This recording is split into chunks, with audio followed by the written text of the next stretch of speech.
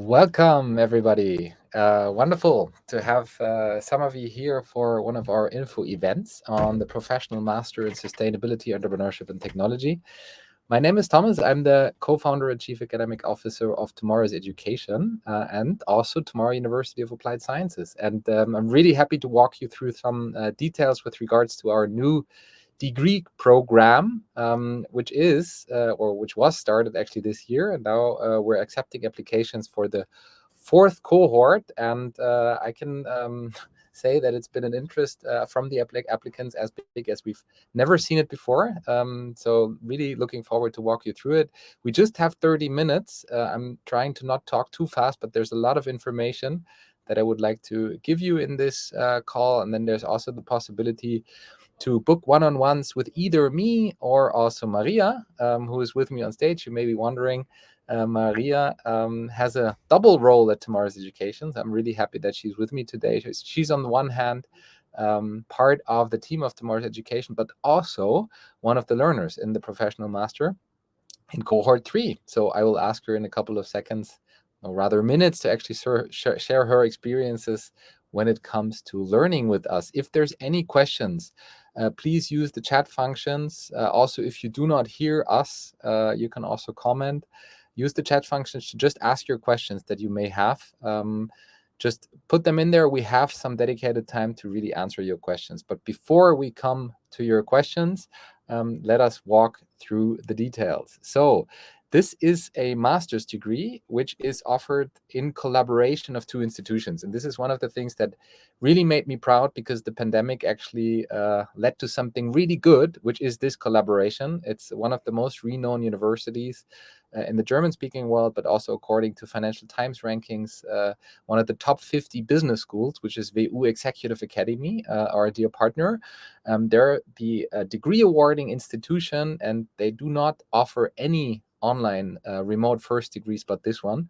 And they partnered up with us, which is Tomorrow University of Applied Sciences, as the technology provider, but also the provider to the tech world. So this degree is double accredited. It's renowned. It's a master's degree, as it is awarded by an institution which is not only old, but also stands for outstanding education. And an institution which is really providing the technology, the remote first experience, not just that, but also the access to the startup community. So the master's is really bridging this gap of academic rigor. So you have that on the one hand, you have the professors that provide the sustainability content on the one hand, and then you have the tech people, the people that have done it, the people that have built businesses, that have built technologies, and both of them come together. And it's actually bridging this gap between, there's the Ivory Tower University. This is not the case. This is actually bringing both of the worlds together. We're always saying it's the best of both worlds. And yes, you're learning everything around sustainability, entrepreneurship, and technology, really hands-on, challenge first. Application is at the core of it. So you're really building either your business, a product, you're driving your existing business to be more sustainable. It's about creating solutions, because we need the change makers of tomorrow, and that's what this program actually stands for. Just some facts about WU. This is an old traditional institution, but I think with a wonderful campus. However, the entire program is remote. You can access, of course, everything that WU offers, which is their library, everything there. And just to recap on this, as said, it's a double accredited master's program, which is valid in Europe, EQUIS accredited, and also in America, AACSB. And yeah, if you followed the news in one of the recent Financial Times ranking, they ranked top 50 again. So one of the very few academic top institutions that actually partners with a technology company to offer a very modern, master's program with a unique learning experience. So that's the partner WU, but let us dig deeper and not praise only WU and the institutions or institution itself. So let us walk deeper into the learning experience. What is it that we actually offer, and what is it that the learning experience looks like? And I'm sure there will be questions remaining, but just let me walk you through some of the details. So first of all, what is it that you're going out with? It's actually competencies of the 21st century that we co-designed with researchers from WU, but also from Scotland, where it is about learning not just how to become an entrepreneur, but rather think entrepreneurial and act entrepreneurial. And this does not mean that you are becoming the startup entrepreneur. You can, of course, you can really dive into this, but it's actually thinking in solutions. So one of the core competencies is actually developing solutions. It's called entrepreneurial spirit. You'll learn how to discover opportunities, how to seize them. But it's also about sustainability. Sustainability is at the core. So a startup is not only about building profits, it's actually about doing something more sustainable. We call them responsible entrepreneurs, being aware of the impact that the entrepreneurs actually have, or the intrapreneurs have. It's not, and this is really, really important to emphasize, it's not socially isolating. So it's one of the degrees that connects to a community of global learners that all share the ambition of changing the world.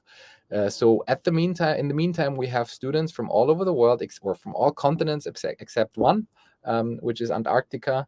But we have learners literally from everywhere. Maria, who's from South America.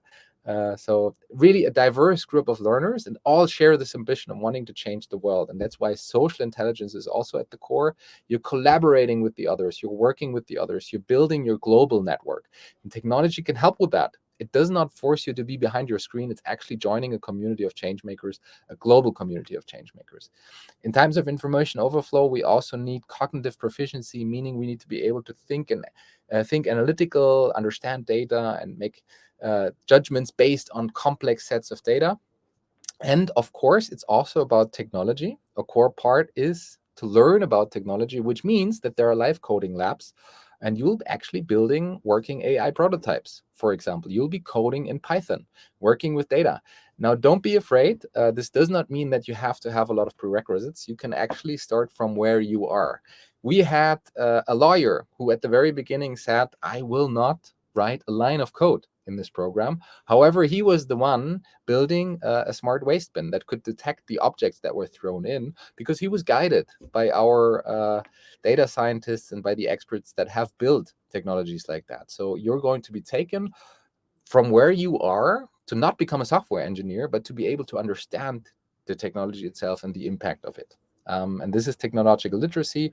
And last but not least, it's not a program which is off the shelf, which is the same for everyone. It's about you. You're starting out with a personal mission statement, even the application process. You're starting with the mission identification course. So that's one of the very first courses. And then in the end, you're entering a lab where it's about either starting your startup or transforming the business model of an existing organization. So there's a corporate lab, there's an entrepreneurship lab, which is not only about writing a theoretical paper, but it's actually about starting your venture and being helped. So that's why it's called lab and not thesis. In a nutshell, you may have seen that. This is the curriculum, how it looks like. It's a one-year program, and I don't want to go into all of the details from all of the courses. It's divided into 4 phases. In the first phase, you get a deep dive into the 6 competencies that I just introduced. So you'll be introduced to more details about them. For example, I just talked about it, mission identification, identify what's really important to you. What are your values? Talk about that. Or in teams and people management, you build your personal user manual. Here you learn everything about the DNA of an entrepreneur, build sustainable business models. So that's what's happening in the beginning. And then there's this immersive experiences into the 3 overarching topics. That's the calibration phase. You're moving into sustainability, entrepreneurship, and technology. And you see it's smaller courses, and you decide how deep you want to go into each of the topics. And then the elevation phase is about group challenges derived from the SDGs. So, for example, here in sustainable cities and communities, you'd be developing solutions for more sustainable cities and communities. And all of the challenges are derived from actual practitioners and partners like Tier Mobility, or also soccer clubs that say we're polluting the environment every weekend with all the people that are driving to our stadium, or larger consulting agencies. So it's startups and all of them having challenges that they really face, and you co-develop solutions. And then last but not least, I talked about it, the activation, circling back to your mission statement, really thinking of how to develop solutions as an entrepreneur or as an intrapreneur. Important to mention, it's all challenge based. So there is no classical exam, means that you're not like learning one concept for 2 weeks and then just like coming to the classroom and writing an exam. This is not how modern learning should work. The relevance comes from solving actual problems. And that's why we always compare it to a muscle. A muscle needs to be constantly trained in your learning. a certain concept, which would be understanding a circular or a sustainable business model. And then you'd be applying it, creating your own solution, creating your own business model, and also teach and feedback others. And this is a vital part, that you are also feedbacking others and receiving feedback from others. And this is what we do in order to foster social learning, because only when you're able to explain things and to feedback others, you're actually learning. So this entire learning method is based on learning sciences of the past 30 years. We've known these things actually for quite some time. And now we're using technology to actually make it happen, to do active learning, to put things not just in your brain, but also through application, get them out of the brain again. And that enhances really your learning experience. In detail, what does a challenge look like? And this is one of the small buckets that you have seen in the curriculum. That's the course Ethics and Economics of AI. So what you would be learning here is you'd be understanding first about the meaning, the history of artificial intelligence, the impact of it. That's the first part, the learning part. All of the learning parts happens in our technology, which is remote first. We have wonderful pictures from people learning from Sri Lanka, Thailand, anywhere in the world. So you could literally learn wherever you want to in bite-sized lessons, 10 to 15 minutes, happening through our technology. And this is, you can do it in the morning, in the evening, it really fits your schedule. It's the most flexible learning experience that you can have. You're not forced to be there on a Friday or on a Saturday. You don't have to be there. You can do it at your own pace. Every of these knowledge pieces is followed by the challenges that I already mentioned. And there is no challenge going without feedback. So it's not that you just submit something and you do it for yourself. No, we connect you to peers. You actually do get peer feedback for some of the challenges. And of course, some of them are going to be reviewed and discussed in 90-minute sessions, which we have once per week, roughly, by the people that have done it, the mentors, the coaches, the builders, and the people that have researched it, that have developed the underlying theory. So there's a mixture of feedback that you get, which is actually bridging this gap between theory and then the practitioner's world. This is how one course actually looks like in detail. It includes challenges, as said, no exams.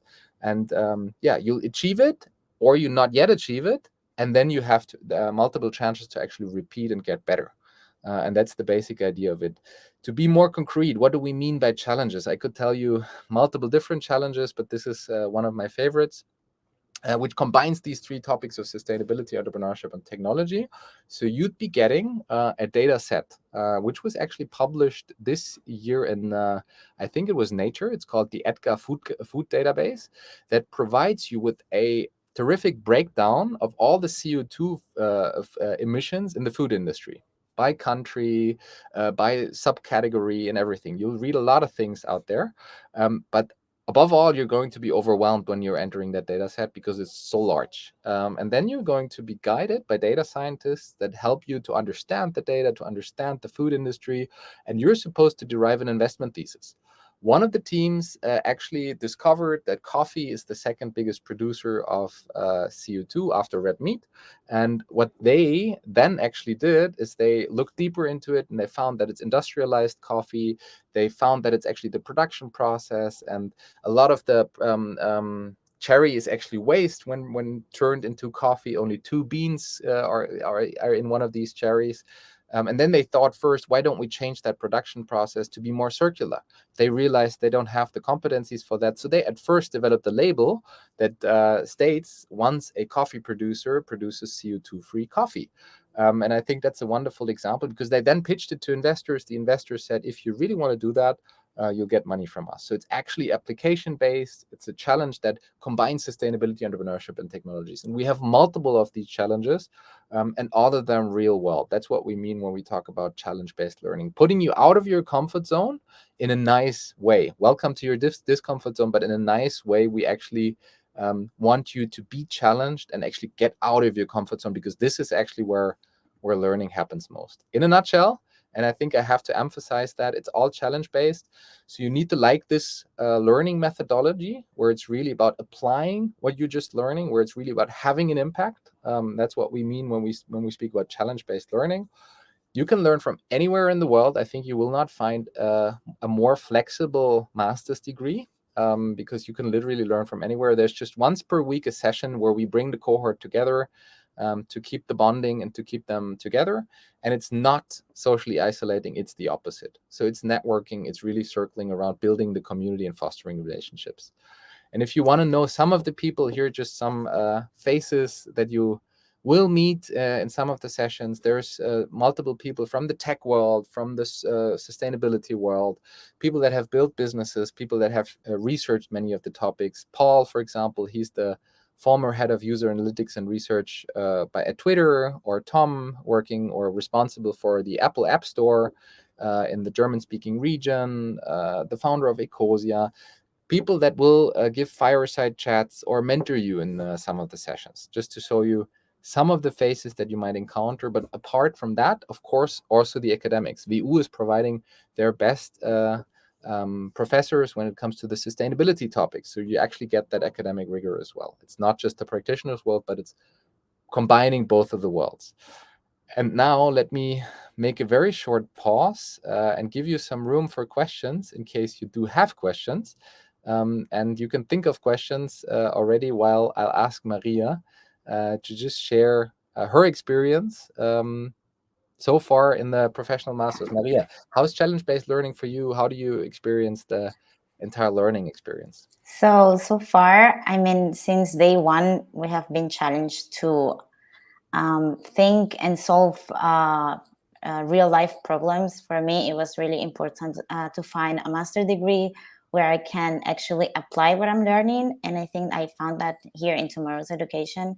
Right now, I'm working on my first challenge, so it's really taking me out of my comfort zone. But I think that's the point. And all the learnings, I think I will apply it in my future goals. And I think that's good, because this master degree is not about just getting a degree for just the paper. It's about getting a degree to actually achieve and have a positive impact in the future.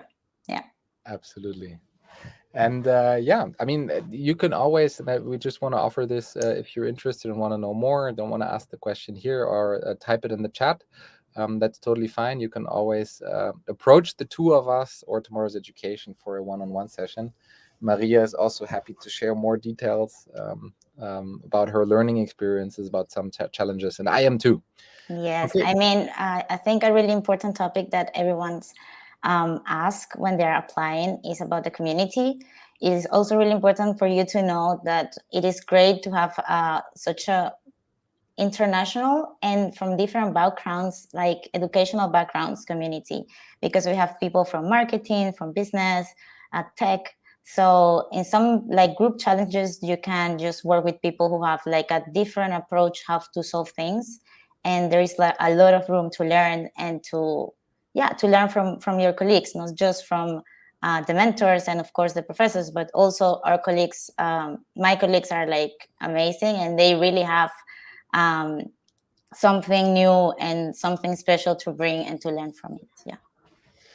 Yes, that's an integral part, and I think what's really important, because this is rather unusual for an online degree. Online degree is very much about learning for yourself, and it's the opposite. And this is one of the big misconceptions, actually, when it comes to learning, is that you're just learning in front of your screen. That's not true. You're connecting. You're connecting to your peers, and we do a lot of things that we do connect. There is a first question. Let me answer that. So, how does grading in general look like? How will a final grade for the whole master's degree be determined? So as it is a European Masters, it follows the Bologna system. It follows that all of the challenges and everything you do will be assessed, but we speak of feedback. It will be feedback. So all of the challenges that you do, you will either get feedback by your peers, or you get feedback by academics. You have to achieve the challenges in order to get the degree. So there is, for example, if you fail a challenge, if you not yet achieve it, then you have the opportunity to do it again. And you can actually meet the expectations or exceed the expectations. But there is no formal grading where we compare you to others, where you say this is an A, B, C, D, and you're smarter than that person or smarter than that person. So it's actually about having an achieved or a not yet achieved, on the challenges. And if you have it not yet achieved, you have the opportunity to actually redo it until you have achieved it. And not just it's not just that we tell you you haven't achieved it, you get the opportunity to improve based on feedback that you actually get, specific feedback that you actually get. I hope that did answer the question. So that's also a bit different than other degrees where it's really about formal grading and putting you into categories. This is not what we want to do. It's really about doing, and then you may be faster for some of the topics because you have experience in them. You may be slower for others and need more time and guidance on that. And this is what we really want to account for with this way of having an achieved or not yet achieved. Okay, let's use the time. We only have 10 more minutes left. By the way, if there's more questions that you have about the learning experience or more questions that you would want to ask, then please post it again in the chat. Also, in the meantime, if you come across anything that you want to ask us, let me walk to some more details about admissions and not just admissions, but also about the process and how it looks like. So application admissions process, it's important to mention. I think the first thing we need to mention is the formal requirements. So it's 3 formal requirements. The first one is English language proficiency. You do not have to submit a TOEFL or an SAT test or something like that. It's actually going to be assessed during the admissions interview that you have with the dean, which is the final step of the application. Your English will be assessed. That's one of the things. Formally, you need a bachelor's degree in 3 years of working experience. However, there are certain exceptions, right? So if you have way more working experience, for example, and no bachelor's degree, you may also be eligible. So there's ways, so that shouldn't refrain you or keep you back from applying. But the minimum requirements is actually bachelor degree and 3 years of working experience. How it works, you first apply as it is a corporation, apply with Tomorrow's Education, submit a motivation letter and your personal mission statement. And then in the next step, you'd actually submit your documents also to WU. They check also your diploma, your bachelor's degree, and the formal documents. You're going to be invited to an admission interview with the dean. The dean has a 30-minute session with you, asking you mainly about your motivation, your why. So we wouldn't ask a lot about your past performance, if you're a top grader or anything like that. It's really about why. Why do you want to join, and what do you want to contribute to the community? How do you want to make the community grow, and how do you want to grow yourself? So that's the major criteria for letting you into the program and admitting you to the program. And then you get the contract, a seat confirmation fee needs to be paid, and you can start your learning immediately. That's a quick run through the actual process. The next cohort will actually start in March, end of March. And the application deadline, I'll come to that in a minute, is in February. And this is roughly how that 1 year could look like. You could also do it a little slower and extend it to 18 months, but that's a schedule where you start with the orientation phase in roughly 3 to 4 months, calibration 3 to 4 months, and elevation, and then activation, the lab. So this is how a structure of the year could look like. What is the professional master as an academic title? Very often that's a question that is being asked.